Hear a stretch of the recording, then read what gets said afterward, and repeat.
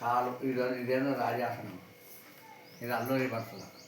ಇದು ರಾಜಾಸನ ಆಮೇಲೆ ಕಾಲು ತಿರುಗಿದ್ರೆ ಹಿಂಗೆ ಇದು ಸುಖಾಸನ. ರಾಜಾಸನಗೆ ಕೈ ಹಾಕಬೇಕು, ಈಗ ಗೀಕೊಳ್ಬೇಕು. ಸುಖಾಸನಗೆ ಹಾಕಬೇಕು, ಈಗ ಇದು ಸುಖಾಸನ. ಇದು ಪದ್ಮಾಸನಗೆ ಹಾಕಬೇಕು, ಈಗ ಈಗ ಇದು ಈಗ ನೆಟ್ಟಕ್ಕೆ ಸೊಳ್ಬೇಕು, ಒಂಗರ್ಭ ಸೊಳ್ಬೇಕು. ಒಳಗೆ ಅಂತಲೇ ಇರಬೇಕು. ಹಿಂಗೆ ಅದೇನಕ ಮಾಲ ತಿಪ್ಪಬೇಕಲ್ಲ, ಈಗ ಮಾತಿಗೆ ಸುಖಾಸನ ಹಾಕು. ಇದೊಂದೇ ಮಾಡ್ಕೊತಿದ್ದೀವಿ. ಇದೊಂದೇ ಅನಿಕೇತೀಗ ಅನಿಕೆ ಈಗ ಒಂದು ಮಂತ್ರ ಅನ್ನಬೇಕು ಒಳಗೆ, ಒಂದು ಕಡೆ ಒಂದು ಮಂತ್ರ ಮೈಲ ಅನ್ನಬಾರ್ದು.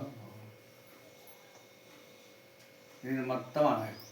ಕೈಲಾದರೆ ಹಿಂಗೆ ಬರ್ತೀವಿ, ಒಂದು ಕೈಲಾಗಿದ್ರೆ ಒಂದು ಇರ್ತದೆ.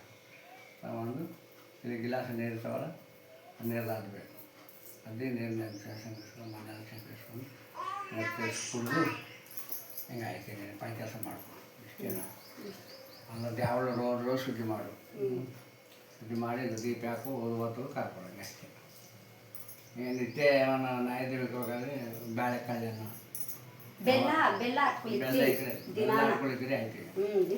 ಬೇಳೆಕಾಳೆ, ಬೆಲ್ಲ ಹಾಕ್ಕೊಳ್ಳು, ಹಣ್ಣಿದ್ರೆ ಹಣ್ಣು ಮಾಡ್ತಾ ಹುಣ್ಣಿಮೆ ಅಮಾಸಿಗೆ ಮಾಡ್ತಾನೆ ಇರ್ತೀವಿ. ಇವಾಗ ದಾಸನಾಲ್ಗೆ ಇವೆ ಅಂದ್ರೆ ದಿನಾನೊಂದು ಹಾಕೋನಲ್ಲ. ಇಲ್ಲಕ್ಕಿದ್ರೆ ನಿನ್ಗೆ ಯಾಕೆ ಇವಾಗ ಜಪ ಮಾಡೋ ಇದು ಮಾಲತಿಪ್ಪ ಅವಾಗ ಈಗ ಏನಿಲ್ಲ ಅಂದರೆ ಈಗ ಕೈ ಇದಕ್ಕೆ ಹಿಂಗೆ ಇದಕ್ಕಾಯಲ್ಲಿ ಏನು ಈಗ ಗೀಕಬೇಕು.